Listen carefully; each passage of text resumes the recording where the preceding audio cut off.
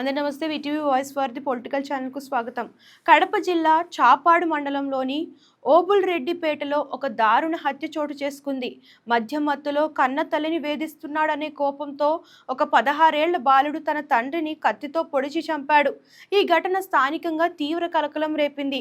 గ్రామానికి చెందిన బాధిత వ్యక్తి కొంతకాలంగా మద్యానికి బానిసై నిత్యం ఇంటికి వచ్చి భార్యతో గొడవ పడేవాడు. ఈ క్రమంలోనే గత రాత్రి కూడా మద్యం సేవించి వచ్చిన భార్యను వేధించడమే కాకుండా దాడికి పాల్పడ్డాడు.